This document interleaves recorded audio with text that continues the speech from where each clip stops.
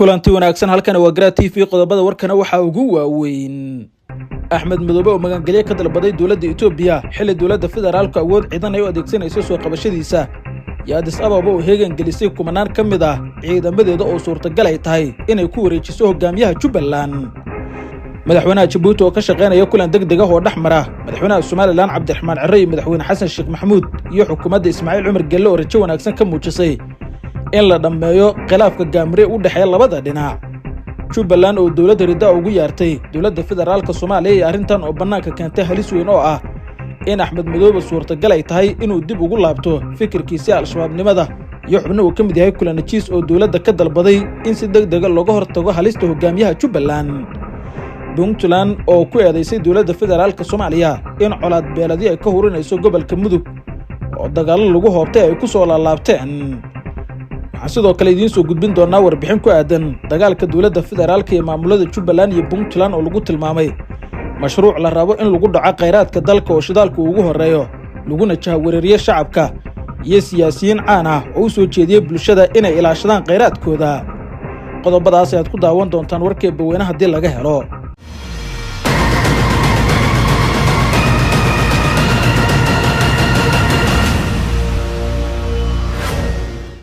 mar kale kulanti wanaagsan qodobadaas aad daawateen oo faahfaahsan ayaan idiin soo gudbin doonaa si ashagu horeen daawada waxaan ku xasuusinayaa in haddii lagu joogo waqtiga salaada aad soo gudato waajibaadka Alle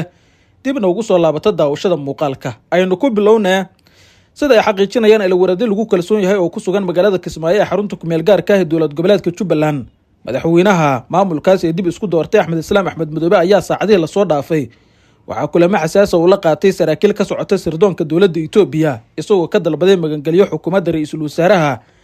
Itoobiya Abiy Ahmed si uu uga badbaado xariga ay la damacsan tahay dawladda federaalka Soomaaliya waxa xogo ay tilmaamayaan in Axmed Madoobe uu gudbiyay xubnahan uu la kulmay cabsida xooggan uu ka qabo inuu ku dhaco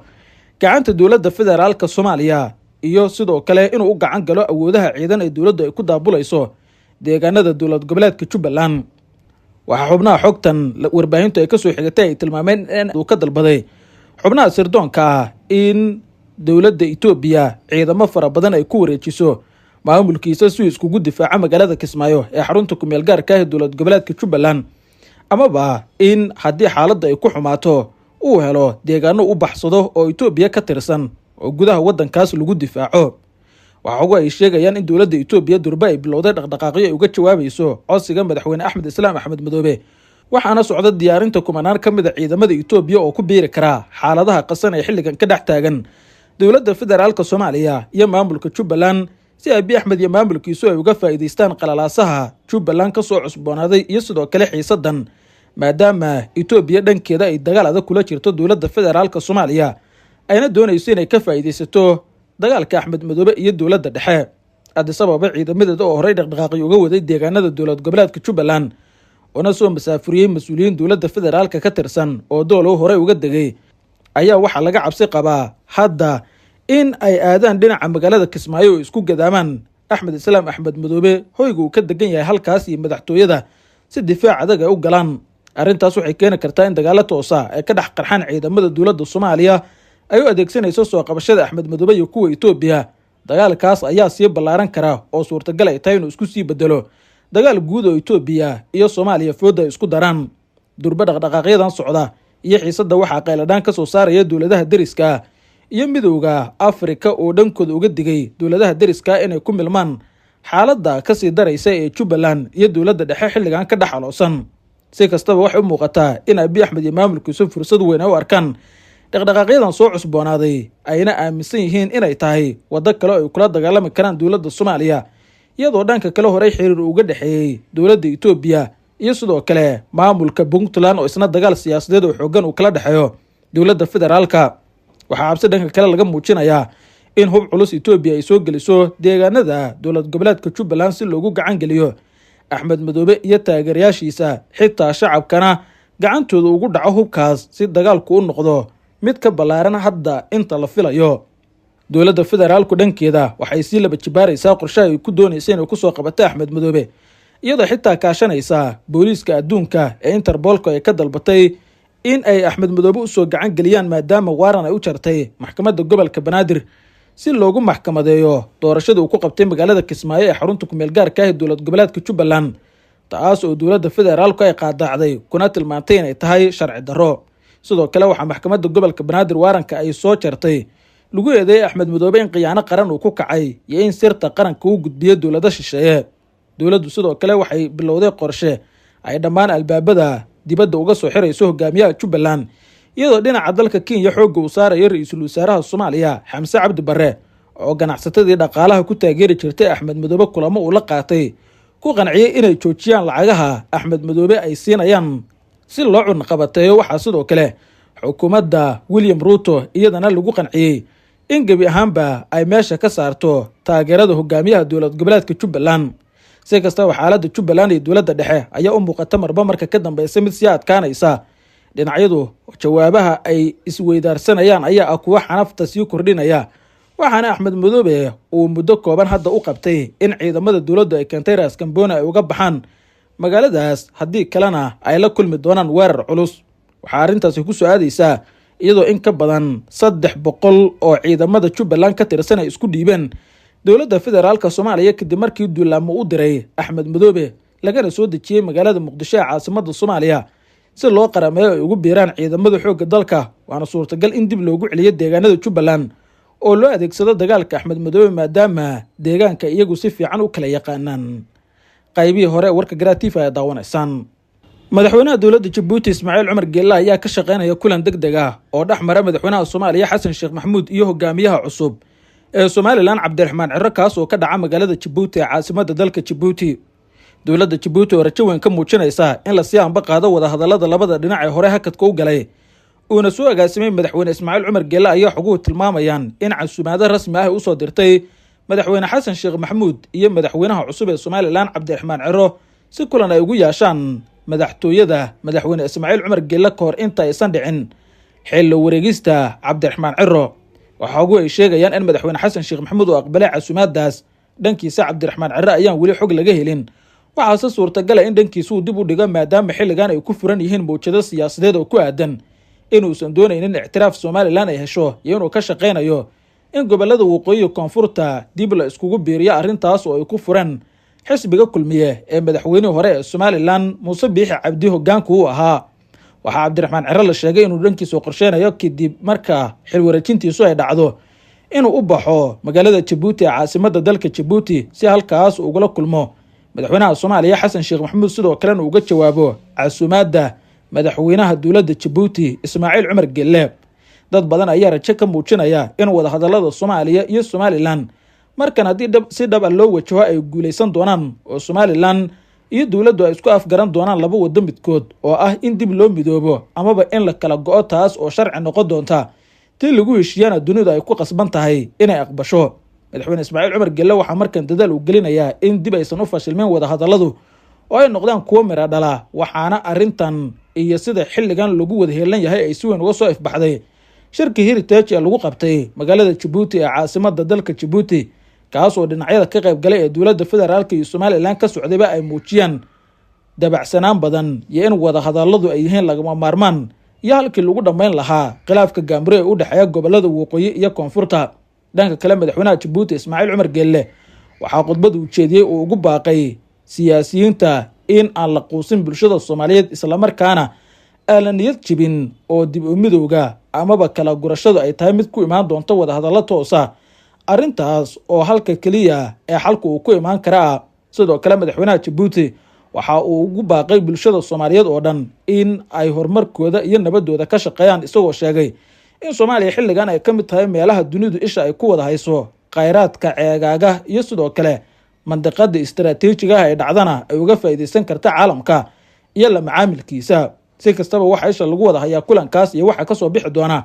waxaase dad badan rajo ay ka qabaan in madaxweynaha cusub ee Djibouti uu dardar geliyo wadahadallada Soomaaliya iyo Somaliland oo horey u fashilmay heshiiska Muuse Biixi uu la galay ra'iisul wasaaraha dowladda Itoobiya Abiy Ahmed ee dhigayeen 20 kilomitir oo ka mid ah biyaha Soomaaliya loo gooyay Addis Ababa, kaas oo soo baxay maalin uun kadib markii lagu soo kala tagay magaalada Djibouti ee caasimadda dalka Djibouti. warbixino iyo sidoo kale warmurtiyad hordhac ahna laga soo saaray wadahadallada halkaas madaxda dowladda federaalka Soomaaliya iyo kuwa Somaliland uga bilowday oo markaas rajo un laga muujinayay in lasii dhaqaajin karo amaba ay wax badan uga bedelnaan karaan wadahadaladii horey dhowrka mar u fashilmay ee lagu kala tegey. qaybihii dhexe ee warka Gratifa ay daawanaysaan. Jubbaland ayaa dowlad ridaa waxay ugu yeertay dowladda federaalka Soomaaliya, waxaana arrintan banaanka ay keentay halis weyn iyadoo siyaasiyiinta iyo saraakiil ammaanka ay qabaan in Axmed Madoobe oo mar kale dib ugu gurtay fikirkiisii al-shabaabnimada. banaanbaxay lagu taageerayay hogaamiyaha dowlad goboleedka Jubbaland Axmed Islaam Axmed Madoobe oo ka dhacay magaalada Kismaayo ee xarunta ku meel gaarka ah ee dowlad goboleedkaas ilaa iyo haddana qaarkood ay socdaan, ayaa waxaa dowladda federaalka loogu dhawaaqay dowlad rida ah, waxaana dadkii banaanbaxaas dhigayay ee maamulka Axmed Islaam ay soo abaabuleen ay ku dhawaaqeen inay la dagaalami doonaan dowladda federaalka iyo ciidamada ay kusoo daabulaysa deegaanada dowlad goboleedka Jubbaland. arrintan ayaa durba hadalhayn iyo cabsi badan abuurtay, waxaana aad u falanqeeyay siyaasiyiinta iyo sidoo kale qoborada dhinaca ammaanka, iyadoo laga digay in Axmed Madoobe uu mar kale dib ugu gurto fikirkiisii al-shabaabnimada, maadaama dowlad rida ah taageerayaashiisa iyo dadkii isagu soo abaabulay ay ugu yeerayaan dowladda dhexe. arrintan oo si weyn loogu falanqeeyay baraha bulshada, waxaa qaar ka mid a siyaasiyiinta ka hadlay ay ugu baaqeen dowladda in si degdeg ah ay uga hortagto halista weyn ee qorshahan uu yeelan karo, iyo in Axmed Islaam Axmed Madoobe sabab la xiriirta dagaalka uu kula jiro dowladda federaalka Soomaaliya iyo waaranka soo qabashada ee loo jaray Kismaayo ugu gacan geliyo kooxda argagixisada AS ee hore hogaankooda uga tirsanaan jiray, sidaasna ay xaaladdu iskugu bedesho weji kale. dhinacyada ka hadlay waxaa ka mid ah Kulanajiis agaasimo ku-xigeenkii hore hay-adda nabad sugidda iyo sirdoonka qaranka Soomaaliyeed NISA, haddana ka tirsan xildhibaanada golaha shacabka. qoraal uu soo saaray oo arrintan uga hadlay ayuu yidhi: Axmed Madoobe reebkiisu waa aasaasidda al-shabaab, la dagaalanka xukuumadihii kala duwanaa ee waddanka soo maray kasoo bilow madaxweyne Cabdullaahi Yuusuf oo adeegista wadamo shisheeye 15 sano oo hoggaan xumo ah, kala qaybin, dayac iyo sidoo kale kala irdaynta bulshada reer Jubbaland iyo u loogidda al-shabaab dhulkii barwaaqada ahaa ee Jubbaland oo ukumaha ay dhigtaan si xayndaab uga dhigto. waxaa la joogaa waqtigii loo midoobi lahaa si looga qabto dadka Jubbaland ee tabaalaysan. siyaasiyiinta maanta taageeraya ayuu berri qaniini doonaa sidii shalay looga bartay, ayuu yidhi Kulanajiis. sidoo kale waxaa jira shakhsiyaad badan oo khubaro dhinaca ammaanka ah oo dowladda federaalka kula taliyey in tallaabo degdega ay ka qaado hogaamiyaha dowlad goboleedka Jubbaland si meesha looga saaro saansaanta muuqata ee ku aadan suurtagalnimada in arrinta dagaal ee Jubbaland iyo dowladda federaalka Soomaaliya u dhaxaysa si looga hortago saansaanta kasoo muuqatay taageerayaasha Axmed Madoobe iyo halista weyn ee ku duugan in arrintu weji kale ay isku babacdo. Gratifa ay daawanaysaan. dowlad goboleedka Puntland ayaa eedeyn culus waxa dusha ay ka saareen dowladda federaalka Soomaaliya, waxaana ay tilmaameen inay hurinayaan dagaal beeladyo ka qarxa gobolka Mudug. gudoomiyaha gobolka Mudug ee Puntland Faysal Sheekh Cali ayaa ku eedeeyay dowladda Soomaaliya in ay qayb ka tahay hurinta colaad beeladyada ka socda gobolka Mudug. gudoomiyaha ayaa sheegay in dowladda federaalka Soomaaliya iyo kooxaha argagixisada ah ay ka siman yihiin isku dirka beelaha gobolka Mudug iyo inay kiciyaan colaad qabaa'il ku dhisan sida hadalkiisu u dhigay. dowladda uu hogaamiyo madaxweynaha qaranka Xasan Sheekh Maxamuud ayuu ku eedeeyay in gobolka Mudug ay ka samaysay xuduudo qabiil, isla markaana beelaha ay ku kicinayso xuduud beeladyo si ay qayb uga noqdaan dagaalada qabaa'ilka ee Mudug ka socda. ama dowladda federaalka ha ahaato ama kooxaha argagixisada ha ahaato ee kuwa badan oo mushkilad ka shaqeynaya ayaa jira. xuduudo iyo sidoo kale dhul baan leenahay iyo fulaan baa dhulkaas leh ayay ka abuureen deegaanadan, ayuu yiri gudoomiyuhu. Puntland ayaa marar kala duwan dowladda Xasan Sheekh Maxamuud waxay ku eedeysay inay xambaarsan tahay aragti qabaa'il iyo xuduudo la kala sheegto, taas oo horisa dagaalada ugu badan ee ka dhaca gobolada dhexe ee Soomaaliya. Puntland iyo dowladda dhexe waxaa ka dhexeeya dagaal xoogan oo siyaasadeed, kaas oo keenay in Siciid Cabdullaahi Deni iyo maamulkiisu ay ku dhawaaqaan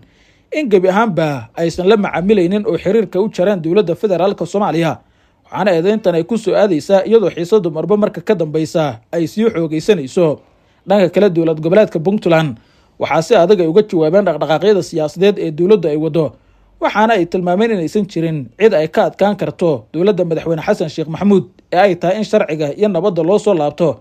iyagoo ka hadlaya dagaalka lagu qaaday hogaamiyaha dowlad goboleedka Jubbaland Axmed Islaam Axmed Madoobe. wasiirka arrimaha gudaha Siciid Cabdullaahi Deni maamulkiisa ayaa tilmaamay in duulaanka Axmed Madoobe lagu qaaday oo muujinayo ku tagrifalka awoodeed ee dowladda ay sameynayso iyo sida sharciga ay ugu tumanayso taariikhda Soomaaliyana aysan jirin cid ku tuman karta oo dowladihii ka awoodda badnaa ay awoodi waayeen inay muquuniyaan shacabka Soomaaliyeed haddana suurtagal aysan ahayn dowladdan curdanka ee dib u soo kabanaysa in awood ay ku muquunayso maamul goboleedyada cid laga adkaan karo iyo cid laga xoog badan yahay ma jirto ee nabadda iyo xasiloonida ayaa door ah ayuu yiri wasiirka arrimaha gudaha Puntland waxay si weyn ula safan tahay madaxweynaha dowlad goboleedka Jubbaland waxaana Siciid Cabdullaahi Deni iyo maamulkiisu cabsi ay ka qabaan haddii dowladda ay u fulo qorshe ay ku soo qabanaysa Axmed Madoobe in tilaabadii xigta iyaga ay noqon doonto maadaama ay qaadeen tilaabooyin ay kula dagaalayaan dowladda ayna sheegeen in aysan waxba kala dhaxayn oo xiriirka u jareen dowladda federaalka Soomaaliya Gratifa Dawnsan qaar ka mid ah siyaasiyiinta iyo waxgaradka Soomaaliyeed ayaa dagaalka u dhaxeeya dowladda dhexe iyo maamul goboleedyada Jubbaland iyo Puntland waxay ku tilmaameen mashruuc la rabo in lagu dhaco kheyraadka dalka oo shidaalku ugu horeeyo waxaana ay sheegeen kan inuu yahay mid lagu maaweelinaya shacabka Soomaaliyeed si loo indhasaabo siyaasiga Dr. Cali Ciise Cabdi ayaa qoraal u soo saaray waxa ciwaan uga dhigay siyaasadda marin habaabinta ah iyo ujeedooyinka qarsoon ee colaadda u dhaxaysa Puntland, Jubbaland iyo Qaatumo iyo madaxweynaha Soomaaliya hogaamiyaasha siyaasadda waxay inta badan adeegsadaan xeelado ay ku marin habaabinayaan shacabkooda si ay u ilaashadaan awoodda iyo danahooda gaarka ah Soomaaliya xiisadaha ka dhaxeeya madaxweyne Xasan Sheekh Maxamuud iyo maamul goboleedyada Puntland, Qaatumo iyo Jubbaland waxay keeneen in su'aalo badan la iska weydiiyo ujeedooyinka ka dambeeya tilaabooyinka dowladda federaalka colaadda iyo sahminta kheyraadka dabiiciga ah xiisadaha ka dhaxaloosan dowladda federaalka iyo maamulada Puntland, Qaatumo iyo Jubbaland waxa walaac xooggan ay ku abuureen bulshada Soomaaliyeed inkasta oo sababaha dhabta ah ee colaadan aan weli la shaacin haddana waxay la jaan qaadaysaa wadaxaajoodka madaxweyne Xasan Sheekh Maxamuud ee ku saabsan sahminta saliidda iyo kheyraadka dabiiciga ah gaar ahaan heshiiska lala galay Turkiga iyo dowlado kale arrimahan waxay abuureen tuuno ku saabsan in colaadda u dhaxaysa dowladda dhexe iyo maamul goboleedyada loo adeegsanayo xeelad lagu leexinayo dareenka bulshada iyo madaxda maamul goboleedyada aysan ugu mashquulin heshiisyada muhiimka ah ee lagu sameynayo mustaqbalka kheyraadka dalka marka Soomaaliya ay saameynayso saliidda iyo kheyraadka dabiiciga ah waxaa lagama maarmaan ah in la hubiyo faa'iidooyinka laga helo in loo qaybiyo dhammaan shacabka Soomaaliyeed waa in laga fogaadaa nidaam hal dhinac awoodda siinaya taas oo khatar ku noqon karta midnimada iyo federaalka dalka ayuu ku yiri qoraalkiisa waxaa intaas uu ku sii daray khibradaha laga bartay wadamada ay hantida saliidda ku aruursan tahay gacmo kooban ayaa tusaale fiican wuxuu u yahay sida nidaamkaas ay u horseedaan colaado daran iyo sidoo kale kala qaybsanaan